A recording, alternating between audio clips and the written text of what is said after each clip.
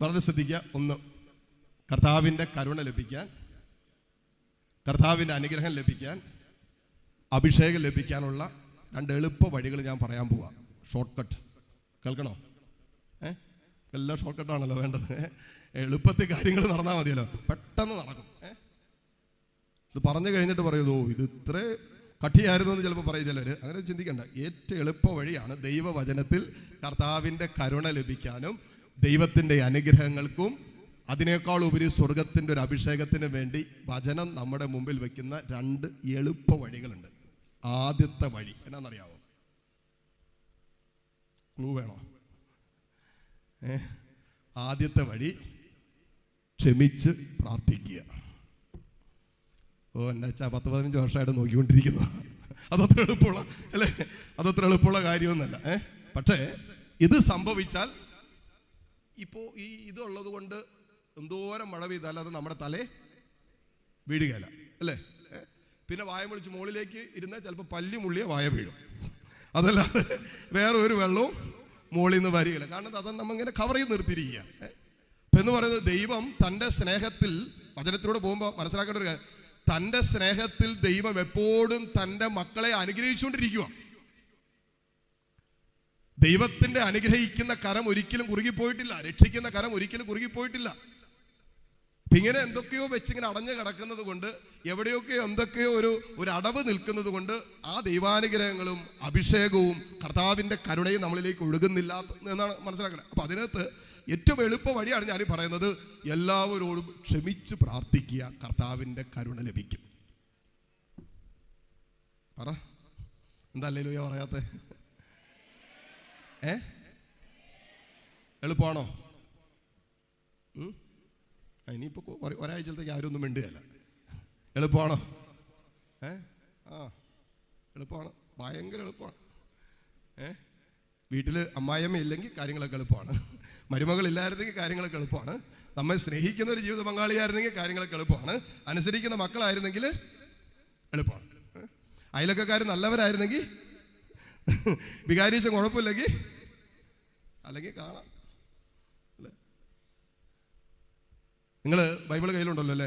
പ്രഭാഷകന്റെ പുസ്തകം 28 അധ്യായം 2-3 വചനങ്ങൾ പെട്ടെന്ന് എടുത്തേ. പ്രഭാഷകന്റെ പുസ്തകം 28, 2-3 തിരുവചനങ്ങൾ.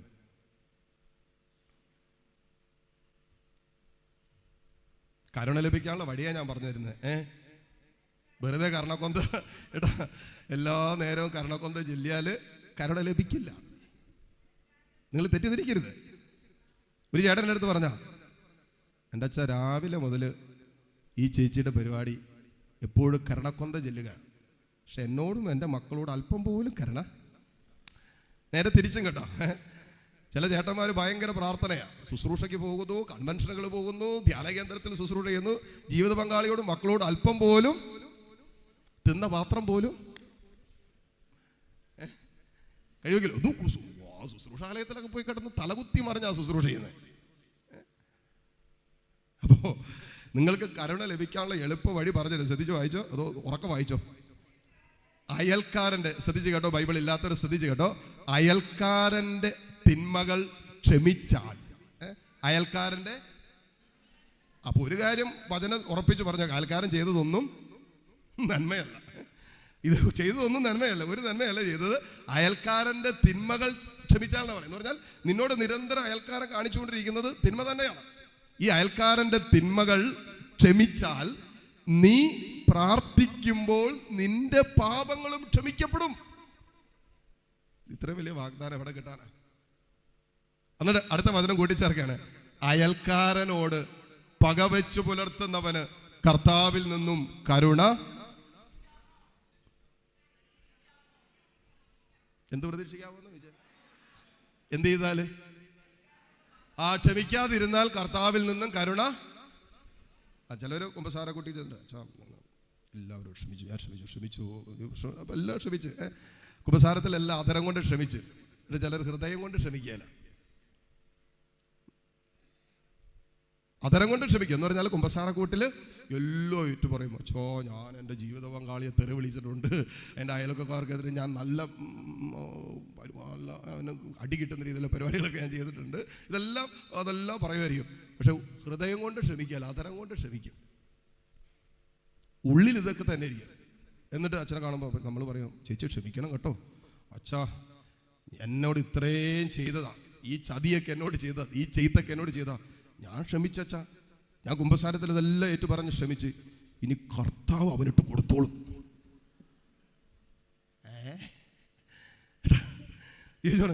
ഞാൻ ക്ഷമിച്ചോ, ദൈവം അവനെ വെറുതെ വിടൂല. ഇതാണ് നമ്മുടെ ക്ഷമയുടെ. നമ്മൾ അതരം കൊണ്ടൊക്കെ ക്ഷമിക്കും, പക്ഷെ ഹൃദയം കൊണ്ട് ക്ഷമിക്കുന്ന കാര്യം വരുമ്പോൾ ഇച്ചിരി ബുദ്ധിമുട്ടാണ്. വചനം പറയുന്ന കർത്താവിൻ്റെ കരുണ ലഭിക്കണോ? അയൽക്കാരനോട് പക, വെറുപ്പ്, വിദ്വേഷം വെച്ച് പുലർത്തുന്നവന് എങ്ങനെ കർത്താവിൽ നിന്നും കരുണ ലഭിക്കും? ഹല്ലേലൂയ. ഒത്തിരി ഞാൻ ഈ കഴിഞ്ഞ കാലങ്ങളിലെ ശുശ്രൂഷകൾ പലപ്പോഴും ശ്രദ്ധയിലുള്ള ഒത്തിരി ദൈവമക്കളെ കണ്ടിട്ടുണ്ട്, ഒത്തിരി പേരെ കണ്ടിട്ടുണ്ട്. പലരുടെ ലൈഫിൽ ദൈവാനുഗ്രഹം ഇല്ലാത്തതിൻ്റെയും കർത്താവിൻ്റെ കരുണ ലഭിക്കാത്തതിൻ്റെയും ഒരു അഭിഷേകത്തിൻ്റെ ഒരു തലത്തിൽ ഉയർത്തപ്പെടാത്തതിൻ്റെയും അടിസ്ഥാന കാരണമായിട്ട് നിൽക്കുന്നത് ക്ഷമിക്കാൻ പറ്റാത്തതുകൊണ്ടാണ്. നമ്മളതിൻ്റെ ന്യായീകരണങ്ങളൊക്കെ പറയും. അച്ഛാ ഇതുകൊണ്ടാണ്, അച്ഛനാണെങ്കിൽ ക്ഷമിക്കുമെന്ന് ചോദിക്കും. കുറേ ന്യായീകരണങ്ങൾ, എന്നെ ഇത്രയും ചെയ്ത് അച്ഛനങ്ങനെ എനിക്കെതിരെ കേസ് കൊടുത്ത, വീട്ടിൽ കയറി തല്ലിയതാ, ഇല്ലാ കഥകൾ ഞങ്ങൾക്കെതിരെ പറഞ്ഞതാ, ഒരിക്കലും ചിന്തിച്ചിട്ടില്ലാത്ത കാര്യം ഞങ്ങളെക്കുറിച്ച് പറഞ്ഞുകൊണ്ടിരിക്കുന്നത്. ഇപ്പം ഞങ്ങൾക്ക് സമൂഹത്തിൽ ഇറങ്ങി നടക്കാൻ പറ്റില്ല. എന്നിട്ടാണ് അച്ഛൻ പറയുന്നത് ക്ഷമിക്കണമെന്ന്. അച്ഛന് പറയാൻ കണ്ട, അത് വന്നപ്പോൾ പെട്ടെന്ന് പറഞ്ഞു നിങ്ങൾ. അച്ഛന് പറയാൻ എളുപ്പം, ഓക്കെ സമ്മതിച്ചു. ഇപ്പം നമുക്കത് പറയാതിരിക്കാൻ പറ്റുമോ? നമ്മൾ കർത്താവ് വിളിച്ചത് എന്തിനാ? സുവിശേഷം പറയാനല്ലേ, ക്ഷമിക്കാൻ പറയാനല്ലേ. കർത്താവ് ഇനി ഇപ്പം നിങ്ങൾ ക്ഷമിച്ചില്ല എന്ന് വിചാരിക്കും, നിങ്ങൾ പറയൂ ഞാൻ ക്ഷമിക്കുകയല്ല, ചത്താലും ഞാൻ പറ ക്ഷമിക്കുകയല്ല, ഓക്കെ. എന്നിട്ട് നിങ്ങൾ ചത്തു, ക്ഷമിക്കാതെ നിങ്ങൾ ചത്തു എന്നല്ലല്ലോ, മരിച്ചു അല്ലേ? പട്ടിയൊക്കെ ചാകുന്ന ഈ സ്വഭാവം പട്ടിയുടെ സ്വഭാവമാണെന്നാണ് വചനം പറയുന്നത്. ഈ ക്ഷമിക്കാതെ ചാകുന്നവരെ ചത്തു എന്നാ വിളിക്കണ്ടേ, മരിച്ചെന്നൊന്നും പറയാൻ പറ്റിയല്ല. ചത്തു തന്നെ കൂട്ടിക്കോ. ഇനി നിങ്ങൾ കർത്താവിൻ്റെ സന്നിധി നിൽക്കുക, വിധിക്കായിട്ട് തമ്പുരാൻ്റെ മുമ്പിൽ നിൽക്കുക. നമ്മൾ വലിയ പിരിവൊക്കെ ആയിട്ട് ഇങ്ങനെ പോയി നിൽക്കുക. ഇപ്പോൾ സ്വർഗം കിട്ടുമെന്നൊക്കെ വിചാരിച്ചിങ്ങനെ പത്രോസിനൊക്കെ കൈമണിയൊക്കെ അടിച്ചിങ്ങനെ നിൽക്കുക. അപ്പോൾ നിന്ന് കഴിഞ്ഞിട്ടായിരിക്കും ചിലപ്പോൾ. അപ്പോൾ ഈ ലിസ്റ്റ് എടുത്ത് നോക്കിയപ്പോൾ അയ്യോ തോമാച്ചാനോട് ക്ഷമിച്ചില്ലല്ലോ. ആ തോമാച്ചാനോട് എങ്ങനെ ക്ഷമിക്കുന്നത്? തോമാച്ചാനെ കാണിച്ചു കർത്താവ് കണ്ടതല്ലേ, എന്നെ താടിക്കിട്ട് തോണ്ടിയത് കണ്ടില്ലേ? അപ്പോൾ കർത്താവ് പറയും നിന്റെ താടിക്കിട്ട് തോണ്ടിയല്ലേ ഇടമുള്ളൂ, എൻ്റെ താടി മുഴുവൻ പിടിച്ചു പറിച്ചത് നീ കണ്ടില്ലായിരുന്നു? അല്ല എൻ്റെ മുതുകത്ത് കുത്തിയത് കണ്ടില്ലേ? എൻ്റെ മുതുക് നീ നോക്കടാ, ഉഴവുചാൽ പോലെ ഉഴുതു മറിച്ചില്ലേ, എന്നിട്ട് ഞാൻ കുരിശിൽ കടന്നിട്ട് ക്ഷമിച്ചില്ലേ? തമ്പുരാന്റെ മുമ്പിൽ നിൽക്കുമ്പോൾ എന്തെങ്കിലും ന്യായീകരണം പറയാൻ പറ്റുമോ? പറ. എനിക്ക് അത്ര അറിഞ്ഞാൽ കർത്താവിനെ കണ്ടുമുട്ടുന്ന സമയത്ത്, അത് ഉറപ്പാണ് കേട്ടോ, ഡെഫിനിറ്റ് ആണ്. കർത്താവിനെ കണ്ടുമുട്ടുന്ന സമയത്ത് നമ്മളിപ്പോൾ ക്ഷമിക്കാതിരിക്കാൻ പറയുന്ന ഏതെങ്കിലും ന്യായീകരണങ്ങൾ കർത്താവിൻ്റെ മുമ്പിൽ എഴുന്നേറ്റ് നിന്ന് പറയാൻ ധൈര്യമുണ്ടെങ്കിൽ നിങ്ങൾ ക്ഷമിക്കാതിരുന്നു. വചനം പറയുന്നത് എന്നാണെന്നറിയാമോ? യെശയ്യാ പ്രവാചകന്റെ പുസ്തകം 2-ാം അധ്യായം 12 മുതലുള്ള വചനങ്ങളിൽ പറയുന്നൊരു കാര്യമുണ്ട്. കർത്താവിനൊരു ദിവസമുണ്ട്, സകല അഹന്തയും അഹങ്കാരവും തകർന്നു വീഴുന്ന ദിവസം എന്ന് പറഞ്ഞാൽ നമ്മൾ ക്ഷമിക്കാതിരുന്നും സ്നേഹിക്കാതിരുന്നും വെറുപ്പും നമ്മൾ ചെയ്തത് ശരിയാണ് എന്ന് ദൈവവചനത്തിൽ നിരക്കാത്ത കാര്യങ്ങൾ നമ്മൾ ചെയ്തതാണ് ശരിയെന്ന് സാക്ഷ്യം വഹിച്ച് അഹങ്കാരത്തിൽ കടന്നുപോയ ഇന്നലകളെല്ലാം തകർന്നു വീഴുന്ന ദിനമാണ് കർത്താവിൻ്റെ ദിനം എന്ന വചനം പറയുന്നത്. അവർക്ക് പറഞ്ഞേ ഹല്ലേലൂയ. അടുത്തിരിക്കുന്ന ആളുടെ മുഖത്തേക്ക് നോക്കിയിട്ട് പറഞ്ഞ അഭിഷേകം വേണോ? എന്ത് ചെയ്യണം? ക്ഷമിക്കണം. നടക്കുമെന്ന് ചോദിച്ചേ. നടന്നില്ല ഇങ്ങനെ തന്നെ ഇരിക്കുമെന്ന് പറ അല്ലേ? നടന്നില്ല ഇങ്ങനെയൊക്കെ തന്നെ ഇരിക്കുക. കൺവെൻഷൻ ഇങ്ങനെ നമ്മൾ കൂടിക്കൊണ്ടിരിക്കും, വലിയ വലിയ വ്യത്യാസമൊന്നും ഉണ്ടാകാൻ പോകുന്നില്ല. ഇനി രണ്ടാമത്തെ കാര്യം കേൾക്കണ്ടേ? അപ്പൊ ആദ്യത്തെ എളുപ്പമല്ലേ? എന്നതാ ഇത്ര എളുപ്പമുള്ള കാര്യം അച്ഛാ ഈ ദിവസത്തിൽ ആദ്യമായിട്ടാണ് കേട്ടത് അല്ലേ? ഇനി രണ്ടാമത്തെ അതിനേക്കാൾ എളുപ്പമുള്ള കാര്യമാണ് വചനം പറയുന്നത്. നിങ്ങൾ സുഭാഷിതങ്ങളുടെ പുസ്തകത്തിലേക്ക് വാ, പെട്ടെന്ന് സുഭാഷിതങ്ങളുടെ പുസ്തകം 28-ാം അധ്യായത്തിലേക്ക് വന്നേ. അയ്യോ സൂപ്പർ വചനമാണേ. 28-ാം അധ്യായം അതിൻ്റെ 13-14 തിരുവചനങ്ങളൊന്ന് വായിക്കാമോ? തെറ്റുകൾ മറച്ചു വയ്ക്കുന്നവന് ഐശ്വര്യം ഉണ്ടാവുകയില്ല. പിന്നെ അവ ഏറ്റുപറഞ്ഞ് കൺഫസ് ചെയ്ത് പരിത്യജിക്കുന്നവന്, ഉപേക്ഷിക്കുന്നവന് കർത്താവിന്റെ കരുണ ലഭിക്കും. അടുത്ത എളുപ്പ വഴി പറയാൻ പോവാണ്. പാപങ്ങൾ ഏറ്റുപറയുക. Confess your sins. 10 കൽപ്പനകളിൽ എവിടെയെങ്കിലൊക്കെ ഒരു ലംഘനം നമ്മുടെ ജീവിതത്തിൽ വന്നിട്ടുണ്ടെങ്കിൽ ഒരു ദാക്ഷിണ്യം, ഒരു എളുപ്പവഴി അന്വേഷിച്ച് പോയിട്ട് ഒരു കാര്യമില്ല. പാപം ഏറ്റുപറയാത്തിടത്ത് കർത്താവിൻ്റെ കരുണ വർഷിക്കപ്പെടില്ല. നിങ്ങൾ എത്ര ഉച്ചത്തിൽ സ്തുതിച്ചാലും, ലോകത്തിൻ്റെ ഏത് കോണുകളിൽ കൺവെൻഷന് പോയാലും, ഏത് വൈദികരുടെ കൈവപ്പ് പ്രാർത്ഥന സ്വീകരിച്ചാലും, നിങ്ങൾക്ക് ചെയ്യാൻ പറ്റുന്ന എല്ലാ ആത്മീയ കാര്യങ്ങൾ ചെയ്താലും, എത്രമാത്രം സ്തോത്രക്കാഴ്ച ഇട്ടാലും, എത്രമാത്രം ദേവാലയത്തെ സഹായിച്ചാലും കർത്താവിൻ്റെ കരുണ ലഭിക്കില്ല. കാരണം കരുണ ലഭിക്കാൻ ദൈവത്തിൻ്റെ വചനം പറയുന്ന വഴി നീ പാപങ്ങൾ ഏറ്റുപറയേണ്ടതുണ്ട്. If you confess your sins you will receive the mercy of the Lord. ദൈവത്തിൻ്റെ കരുണ ലഭിക്കും. പാപങ്ങൾ ഏറ്റുപറയാത്തിടത്ത് കർത്താവിൻ്റെ കരുണ വർഷിക്കപ്പെടില്ല. ഹല്ലേലൂയ.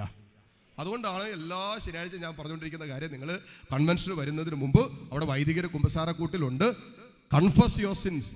ഇവിടെ കരുണയുടെ ശുശ്രൂഷ നടക്കുന്നത്. ദിവ്യകാരുണ്യ ആരാധനയും ദിവ്യകാരുണ്യ സ്വീകരണവും ദൈവാരാധനയാണ് ഇവിടെ നടക്കുന്നത്. അപ്പൊ അതിനു മുമ്പ് ഇവിടെ വെളിപ്പെടുന്ന അഭിഷേകം മുഴുവൻ സ്വീകരിക്കാൻ തക്ക വിധത്തിൽ അവിടെ ഒരു ഏറ്റുപറച്ചിൽ നടത്തേണ്ടതുണ്ട്, കുമ്പസാരക്കൂട്ട്. അതുകൊണ്ടാണല്ലോ വിശുദ്ധ ഫൗസ്റ്റീനിലൂടെ ദൈവം വെളിപ്പെടുത്തിയ ഏറ്റവും വലിയ രഹസ്യം എന്താ? കർത്താവിന്റെ കരുണയുടെ കവാടത്തിലൂടെ കടക്കാൻ വിസമ്മതിക്കുന്നവൻ അവന്റെ നീതിയുടെ കവാടത്തിലൂടെ കടക്കേണ്ടി വരും എന്ന് പറഞ്ഞാൽ നാം ചെയ്തിട്ടുള്ള തെറ്റിന് ശിക്ഷ സ്വീകരിക്കേണ്ടി വരും. അത് സ്വീകരിക്കാതിരിക്കാൻ അവന്റെ കരുണയുടെ കവാടത്തിലൂടെ കടക്കുമ്പോൾ നമ്മുടെ പാപത്തിന്റെ ശിക്ഷ കരുണാമയനായ കർത്താവ് കാൽവരിയിൽ എന്നേക്കുമായി ഉയർത്തപ്പെട്ടപ്പോൾ അവൻ ഉയർത്തപ്പെട്ടത് നമ്മുടെ പാപത്തിന്റെ പരിഹാരമായിട്ടാണ്. അവർക്ക് പറഞ്ഞ ഹല്ലേലൂയ, ഹല്ലേലൂയ. ഈ കരുണ തന്നെയാണ് കുമ്പസാരക്കൂട്ടിൽ ഒരു ആത്മാവ് സ്വീകരിക്കുന്നത്. ഈ 2 കാര്യങ്ങൾ ചെയ്ത് നന്നായിട്ട് ഹൃദയപൂർവ്വം ക്ഷമിച്ചിട്ട് പാപങ്ങൾ ഏറ്റുപറഞ്ഞിട്ട് കർത്താവിന്റെ മുമ്പിൽ കരുണയ്ക്ക് വേണ്ടി നിലവിളിക്ക് കർത്താവിന്റെ കരുണ ലഭിക്കോ ഇല്ലെന്നറിയാം. ഒരു സംശയവും വേണ്ട. ഏതെല്ലാം മേഖലകളിലാണോ കർത്താവിന്റെ കരുണ വർഷിക്കപ്പെടേണ്ടത്, ദൈവസ്നേഹ അനുഭവം വേണ്ടത്, ഒരു അഭിഷേകം പ്രാപിക്കാൻ ആഗ്രഹിക്കുന്നത്, ഈ മേഖലകളിലൊക്കെ നിങ്ങൾക്ക് ഒരിക്കലും സ്വപ്നം കാണാൻ പറ്റാത്ത രീതിയിൽ ഒരു അഭിഷേകത്തിന്റെ കുത്തൊഴുക്ക് വെളിപ്പെടുന്നത് കാണാൻ പറ്റും.